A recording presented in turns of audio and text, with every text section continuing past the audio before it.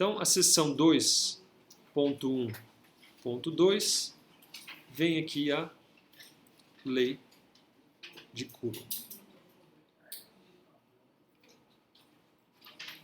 Então, a primeira pergunta que surge, então, a fim de resolver a questão dada aí é: qual é a força incidente em uma carga de prova Qzão devida a uma única carga pontual Q? Então, eu vou até escrever aqui para deixar bem claro. Qual é a força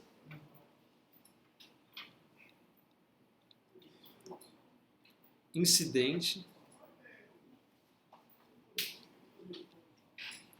em uma carga de prova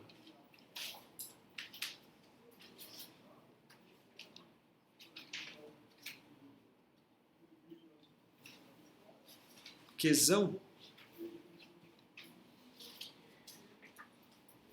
devido a uma única carga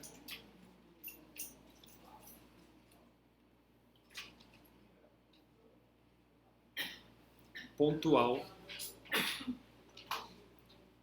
Q.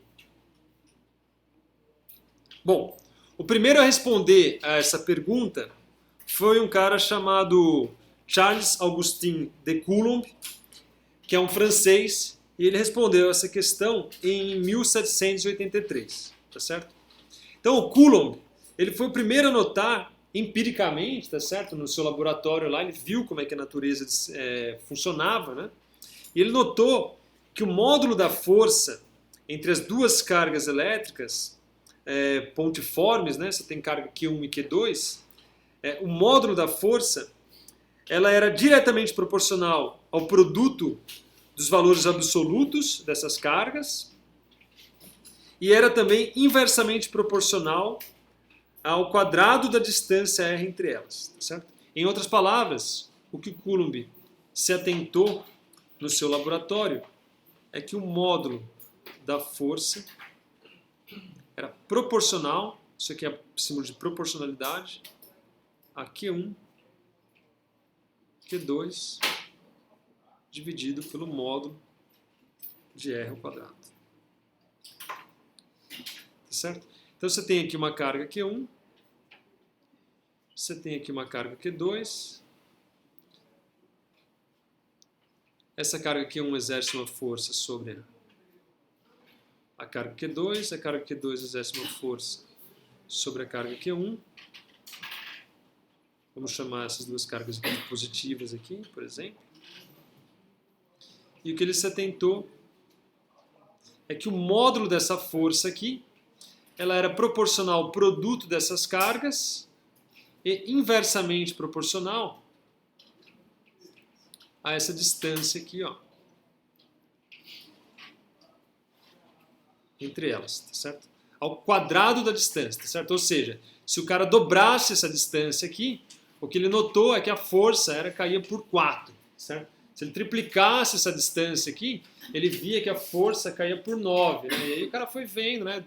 Foi notando lá que isso acontecia passo a passo. Pois não? Só uma... Assim, faz diferença colocar um módulo ao quadrado? Não. Geralmente as pessoas ocultam aí o módulo do vetor. Não faz. Muito bem. Então, o primeiro cara a se atentar a isso, essa constante, essa proporcionalidade aqui, foi o Coulomb. E isso aconteceu, só para a gente enfatizar aqui, em 1783. Você vê que, ó, pô, cara, foi logo aí, entendeu? Não dá 250 anos atrás. O cara tinha descoberto o básico do básico e hoje a gente tem aí equipamentos aí que puta que eu pariu, né? O negócio é tudo baseado nisso, né? Começou aí. E, 250 anos, não é tanto tempo assim, cara. A gente, pô, já vem evoluindo aí há uns milhares e milhares de anos, né? E em 250 anos o cara mudou essa bagaça aí demais da conta. Não sei se para melhor ou para pior, mas isso não vem ao caso. Muito bem. Isso nos dá, então, origem ao que é chamado de lei de Coulomb, tá certo? Onde a força elétrica é precisamente, então, escrita. Então, determinando essa constante de proporcionalidade, né? Existe uma constante de proporcionalidade aqui, e ela é dada, então aqui entra a lei de Coulomb.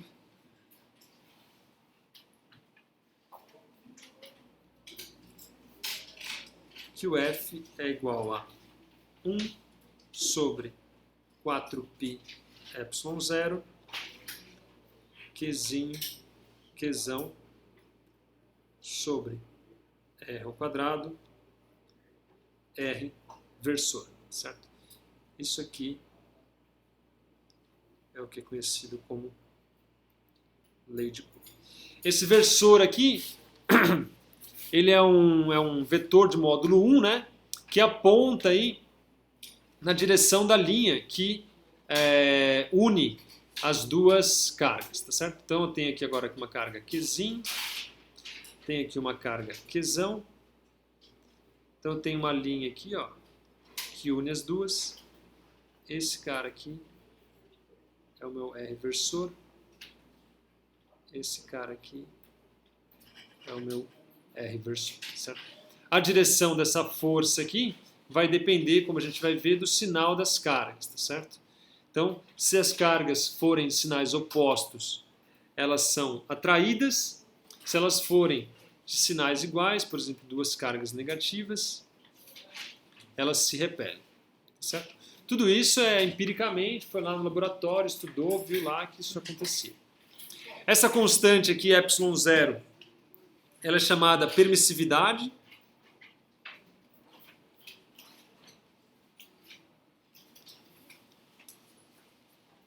Essa aqui é a permissividade do vácuo. Certo? E a gente vai ver mais para frente, mas basicamente ela diz quão resistente, né, o meio é para polarizar duas cargas, tá certo? Então, quando a gente vai estudar, existe um campo elétrico, se aplica uma força entre essas cargas, elas tendem a, por exemplo, a se afastar se elas forem de sinais iguais, tá certo? Então, elas tendem a se afastar. O quanto elas tendem a se afastar vai depender do meio que ela está envolvida. Então, o meio exerce uma certa resistência para esse afastamento, certo? Por isso que a força depende desse epsilon, tá certo? Se você tiver um epsilon muito, muito grande, essa força é muito pequena, tá certo? De forma que elas vão se acelerar de uma maneira muito menor, tá certo? Por causa que a força é menor. Então ela diz exatamente isso. Se estiver no vácuo, elas não têm muita resistência para se afastar uma da outra. Se você estiver no meio lá que tem alta permissividade, isso quer dizer que é mais difícil, mesmo a mesma carga, elas têm uma certa resistência a se afastar uma da outra. Certo? É basicamente isso que está dizendo, né, essa constante aí. Constantes muito altas, força menores, tá certo? No vácuo é a menor permissividade possível, logo a força é a maior possível. Tá certo? Basicamente é isso. No sistema internacional, no SI, o ε0 ela vale 8,85 vezes 10 a menos 12. E a dimensão dela, né, para isso aqui tem dimensão de Coulomb, de Newton, notando que aqui é Coulomb, aqui é metro quadrado, então é fácil de se atentar que ela tem que ter a dimensão de Coulomb quadrado, Newton por vezes metro quadrado.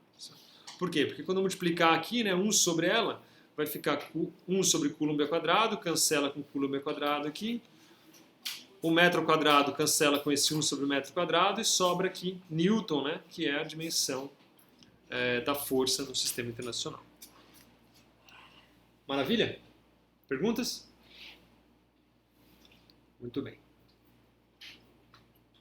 Bom, vale frisar uma questão importante aqui. Esse R aqui, ó, é um vetor, né? Então, está aqui um vetor, que é a separação entre R' e R, tá certo? Então, basicamente, as coisas são feitas assim, ó. Você tem uma carga Q, de uma maneira geral, você tem uma carga Qzão. Aí o seu sistema de coordenadas pode estar em qualquer lugar. Então está aqui a origem do meu sistema de coordenadas. Por exemplo, aqui. Então está aqui x, y, z, por exemplo. Certo? Então você tem aqui um vetor que posiciona a minha carga Q, que eu chamo aqui de R', a minha carga é chamada de carga fonte, né? Aí eu tenho uma posição aqui da minha carga de prova, que eu chamo de R, e eu tenho aqui, vou desenhar em outra cor, o vetor que une essas duas cargas, que é o meu R estilizado ali, ó. Onde, se você se atentar, você vai ver que esse R estilizado nada mais é do que R menos R'.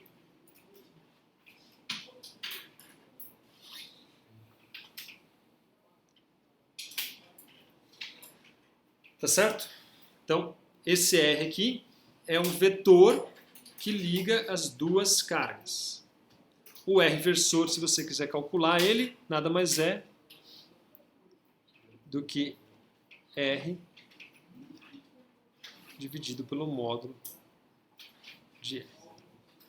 Certo? Isso aqui me dá, então, o R versor. Né? Peguei o vetor, dividi pelo módulo dele, me dá um vetor de módulo 1, né? Porque estou dividindo aqui, que é o meu R versor.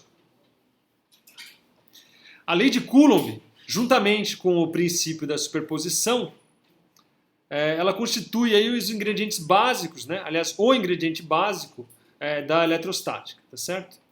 De fato, com exceção de algumas propriedades especiais na matéria, a lei de Coulomb e o princípio da superposição formam aí o conjunto de regras fundamentais para a gente deduzir toda a eletrostática, certo? É desse ponto que a gente parte.